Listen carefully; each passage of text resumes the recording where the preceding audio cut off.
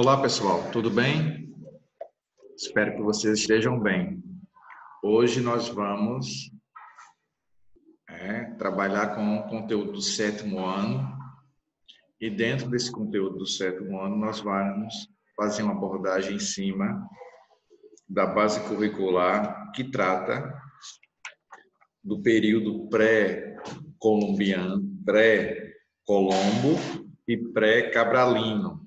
Ou seja, esse termo pré significa antes da chegada de Cabral e antes da chegada de Cristóvão Colombo à América. No entanto, nós já fizemos uma abordagem fazendo com que tivéssemos a noção da importância que foi para os povos pré-colombianos, pré-Colombo aqui, com relação ao seu desenvolvimento, à estrutura que eles começaram a desenvolver, principalmente a partir da descoberta, o uso e controle do fogo.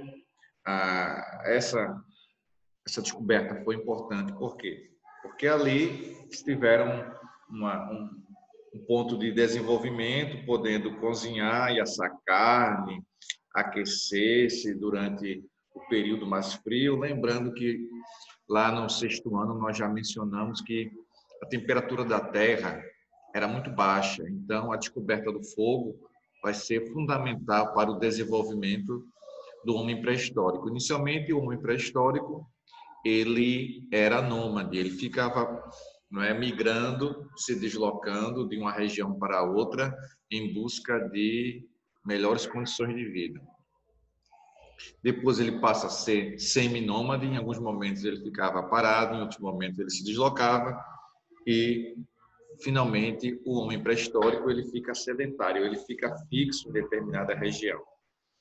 E nós aqui na aula anterior fizemos uma abordagem em cima do desenvolvimento dessas nações, dessas tribos indígenas que ocuparam há muitos e muitos e muitos anos atrás a região da América e o Brasil. E vivenciamos também a importância da caça e da coleta de alimentos. Inicialmente, as ferramentas que vão ser descobertas, desenvolvidas com as tribos indígenas vão ser importantes. Por quê? Porque ali eles vão ter a oportunidade de caçar, de coletar alimentos. E, automaticamente, o número de pessoas começavam a surgir daí, começavam a crescer. E, logicamente, consequentemente, as tribos começaram a ser formadas, cada uma com sua cultura, cada uma com sua língua, com seu espaço territorial, com suas tradições, um culto aos deuses, né? Os índios são politeístas até o dia de hoje.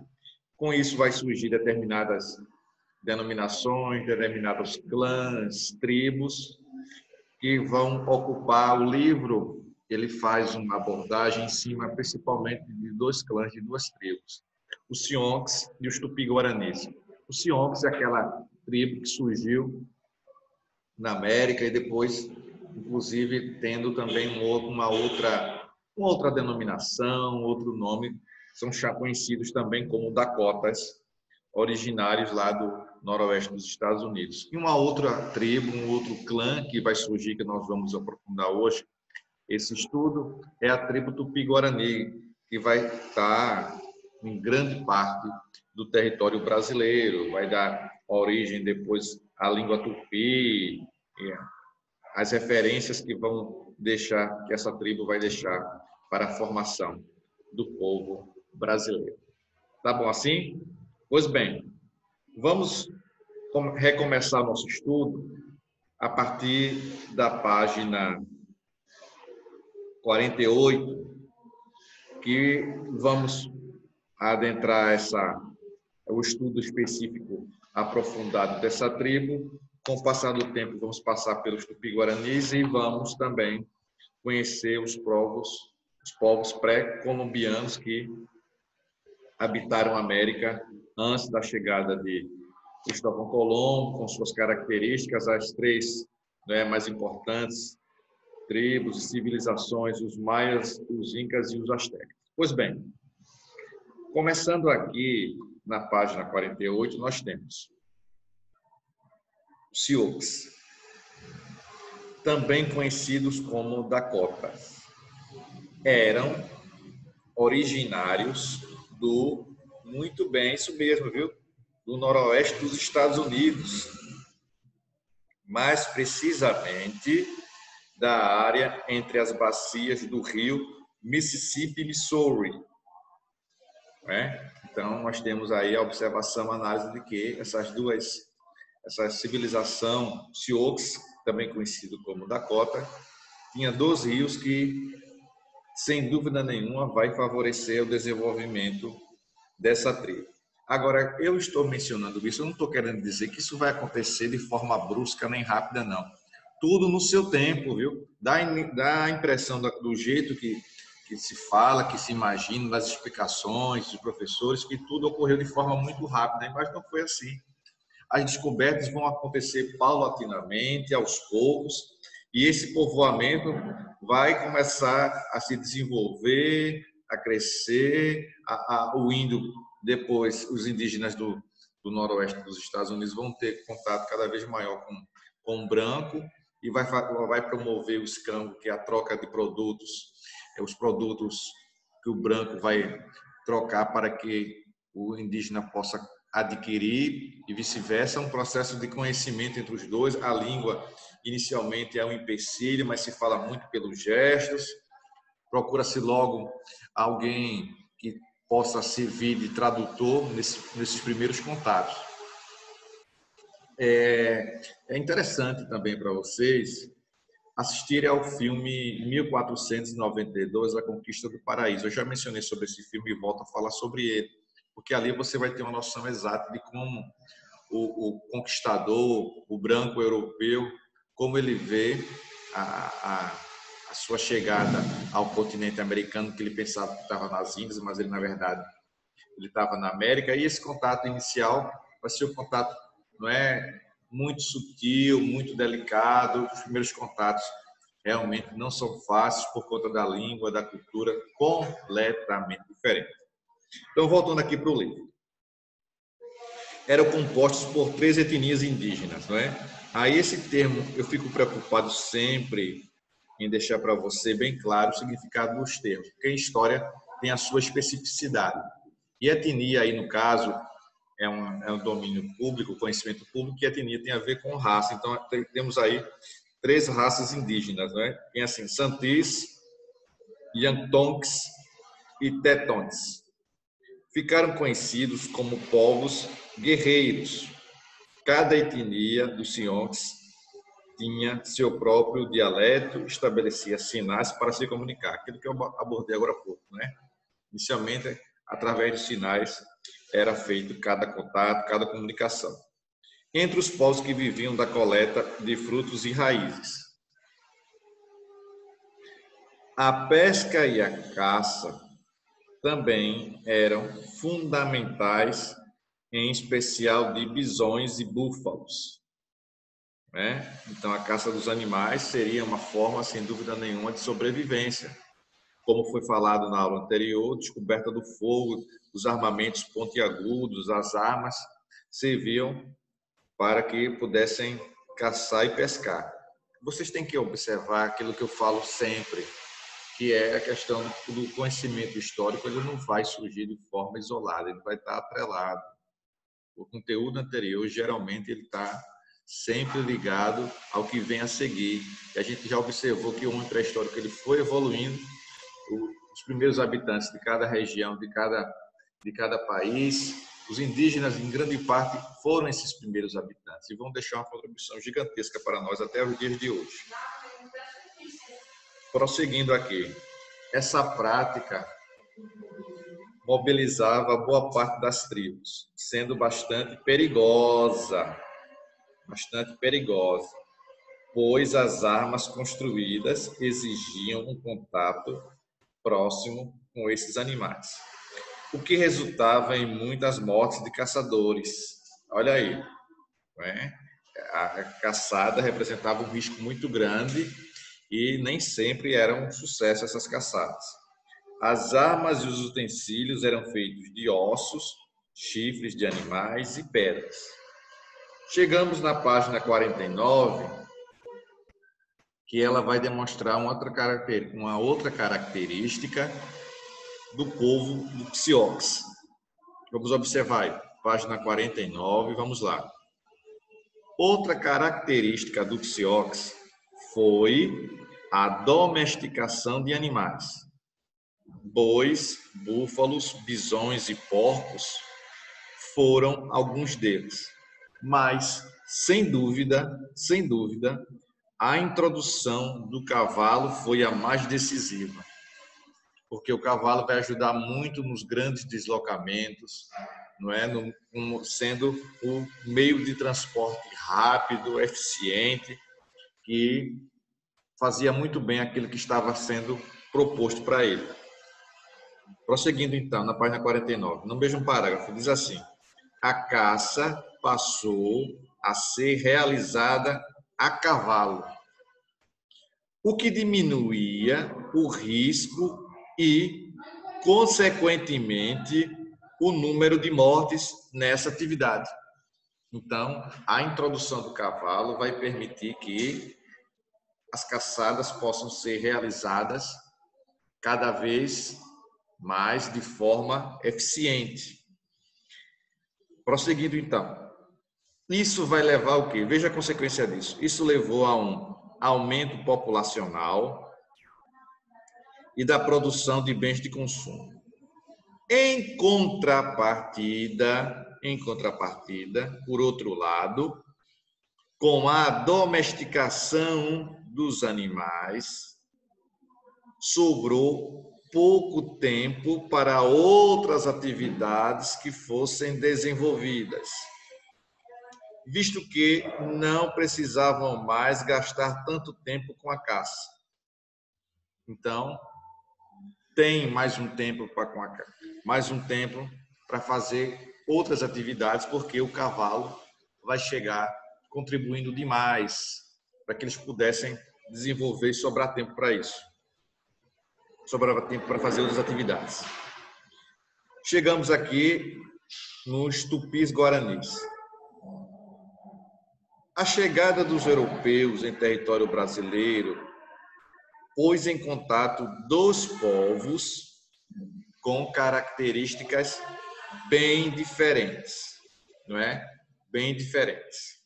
Pois bem, tanto portugueses quanto tupis se assustaram, mas, ao mesmo tempo, ficaram curiosos diante de costumes tão distintos, tão diferentes.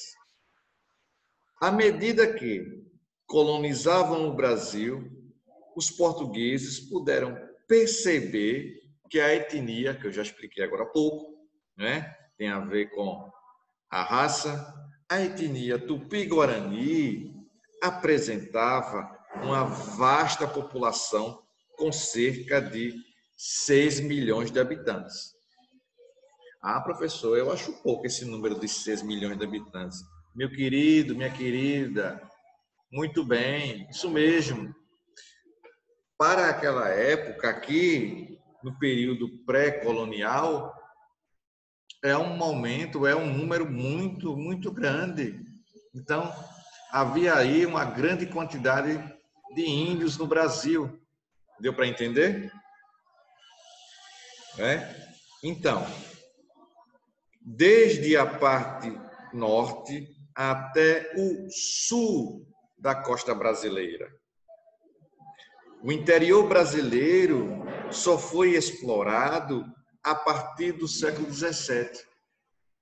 E por que, professor, o interior brasileiro só foi explorado a partir do século XVII? Porque os primeiros colonizadores, advindos lá das capitanias hereditárias, que é um conteúdo que nós vamos entrar ainda, tinham receio de entrar ao interior. E esse receio era por quê, professor? Muito bem, o medo dos chamados índios hostis, também conhecidos como índios canibais. Deu para entender? Então, esses índios canibais iriam impor medo, receio, e por isso que os portugueses demoram um pouquinho a entrar no interior do Brasil. Deu para entender? Pronto. Alguns grupos étnicos indígenas de destaque foram Jé e Aruac.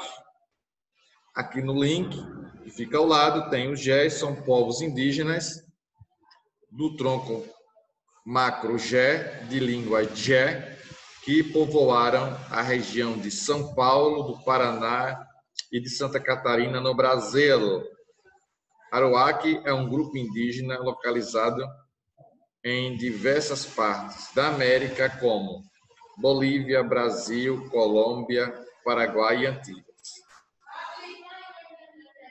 A organização, prosseguindo a página 49, a organização social dos tupis era bastante curiosa, muito semelhante à dos sioux, isto é, o chamado modo de produção primitivo. Aí deixa na página 49. Segundo o qual cabia ao homem caçar, pescar e construir moradias, as ocas. Enquanto a mulher tinha de cuidar dos filhos e coletar frutos e raízes,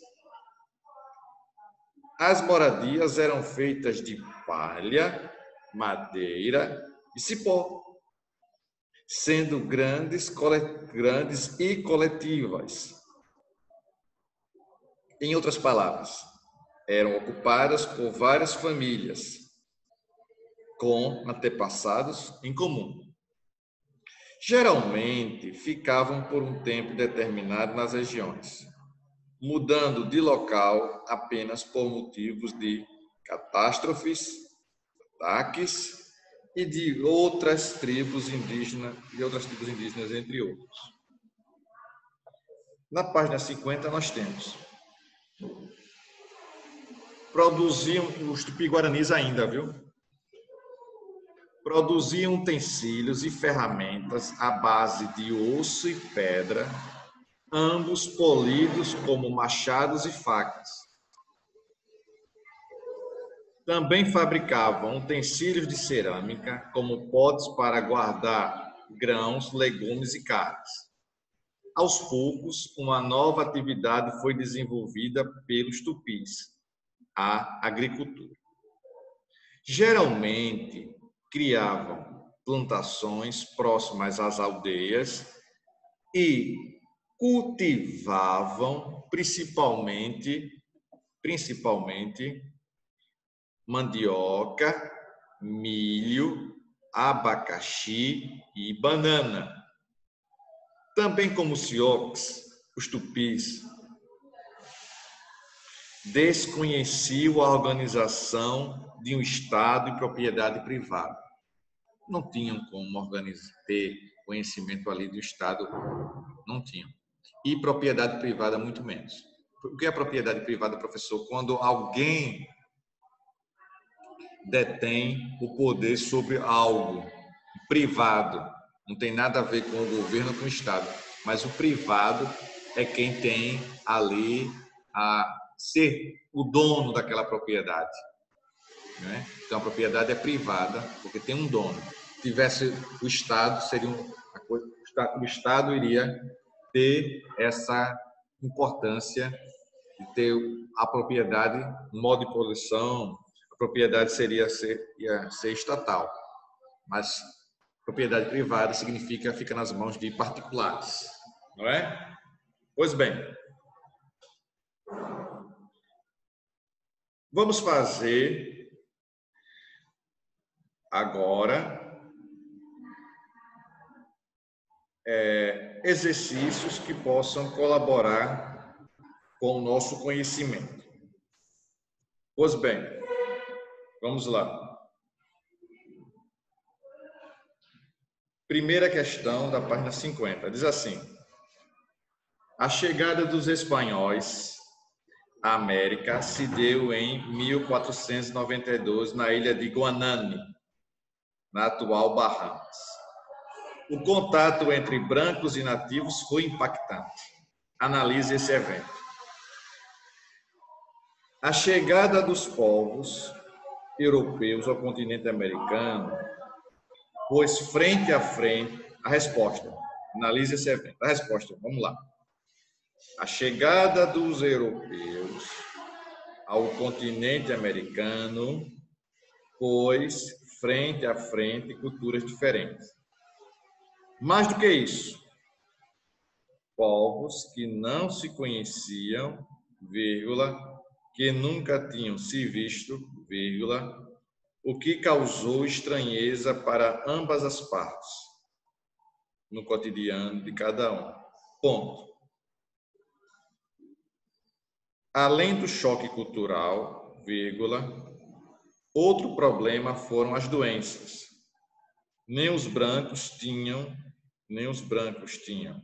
defesa imunológica para as enfermidades tropicais, nem os indígenas para as enfermidades trazidas pelos europeus. Ponto. Nesse contato entre povos tão diferentes, vírgula, o processo de aculturação foi rápido e cruel, principalmente o sofrido pelos indígenas. Tá bom assim? Segunda questão.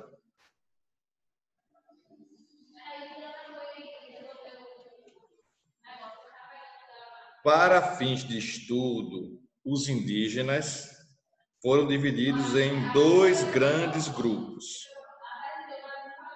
os de sociedade coletora e caçadora e os de civilizações agrícolas. Cite os grupos indígenas que formam cada um desses dois grupos. Qual seria a resposta, então? As sociedades coletoras e caçadoras eram formadas pelos grupos Sioux, do norte dos Estados Unidos, e pelos Tupis-Guaranis, na América do Sul, vírgula, principalmente no litoral brasileiro, ponto e vírgula. As grandes civilizações agrícolas eram formadas por incas, maias e astecas, vírgula, que se localizavam ao longo da América do Norte, vírgula, central e parte da América do Sul. Vamos para a página 52. Chegando na página 52, nós vamos nos dar de cara com as civilizações agrícolas dos povos pré-colombianos. Esses povos pré-colombianos, estamos fazendo referência a quem, pessoal? Muito bem. Estamos fazendo referência aos povos que chegam, isso, antes de Cristóvão Colombo. Na página 52. Vamos lá. E vocês, acredito que vocês já devem ter ouvido falar nesses três grupos pré-colombianos. Três povos: os incas, os maias e os astecas. Vamos lá. Bem diferente das sociedades caçadoras e coletoras, como os tupis-guaranis, os povos pré-colombianos eram mais desenvolvidos em relação às às questões tecnológicas. Ponto. Como já foi dito, os historiadores chamam esses povos de grandes civilizações agrícolas. Três povos tiveram significativo destaque: os incas, os maias e os astecas. Todos se destacavam por terem uma arquitetura bastante consolidada, construindo suas obras com pedras. Já dominavam, olha aí, eles já dominavam, veja o nível de desenvolvimento. Já dominavam a escrita muito bem, apresentavam grande evolução na matemática, que eu adoro. Astronomia, além de usar calendário com datas comemorativas. Então, nós somos um pouco desse resultado dessa civilização aí, pré-colombiana, com o desejo de ter um calendário, com o desejo de ter uma comemoração das datas, uma comemoração em umas datas, melhor dizendo, apreço pela matemática, pela astronomia e dominação da escrita. Também possuíam centros urbanos com cerca de 200 mil pessoas. Os povos pré-colombianos conheciam o Estado e a propriedade privada e tinham uma economia baseada na produção agrícola. Isso gerava um pequeno excedente que acabava por ser negociado, criando um comércio modesto, mas um comércio ativo, forte, exigente, atuante. Agora, na página 52, o nosso livro apresenta um mapa. Isso, muito bem, pessoal. Isso mesmo, viu? Um mapa com as regiões onde habitavam os incas, os maias e os astecas. Vamos conhecer um pouquinho mais? Vamos lá? Os astecas, a gente observa que fica aí, né? Onde hoje é o México. Os astecas viviam onde hoje está o México, sua capital, Tenochtitlan, uma das maiores cidades do mundo, no século XVI. Uma outra situação aqui, outra civilização, os maias habitavam no sul do México, a América Central, não formavam um império, sua civilização entrou em colapso. O que significa colapso, professor? Sua civilização entrou em declínio, em queda, séculos antes da chegada dos espanhóis. Uma outra civilização, não é? São os incas, que diz assim, onde hoje fica ali próximo o Peru, a Bolívia e o Equador. O Império Inca se espalhou por regiões onde hoje estão o Peru, a Bolívia e o Equador. Estima-se que 12 milhões de habitantes que pertenciam a vários povos, que reunia 12 milhões. É muita gente, hein? Vamos conhecer um pouquinho aqui dos astecas, ainda na página 52. As grandes civilizações agrícolas, como eram conhecidas as populações pré-colombianas, apresentavam um grande desenvolvimento tecnológico, com conhecimento que causaram espanto quando os espanhóis chegaram à América. No caso dos astecas, esse comentário é ainda mais válido, pois chegaram a ter núcleos urbanos com cerca de 300 mil habitantes, mas muito mais do que várias cidades europeias. Então, o número de 300 mil é um número muito considerável para a época, muito importante para aquela época. Embora apresentassem um grande desenvolvimento tecnológico, grande parte de sua cultura foi formada através de outros povos americanos, como os maias e os olmecas.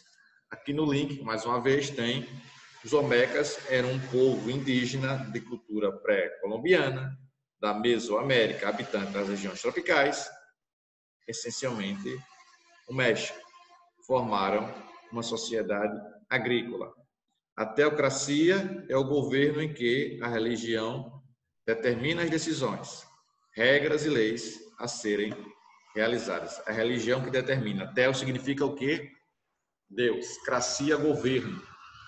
Então, eu fico sempre batendo nessa tecla para que vocês tenham atenção para o significado dos termos. e atenção para esses significados. Não é isso? Para concluir, na página 53 tem: embora apresentasse um grande desenvolvimento tecnológico, grande parte de sua cultura foi formada através de povos americanos, como os maias e os olmecas. Os maias influenciaram a astronomia por meio do seu conhecimento dos astros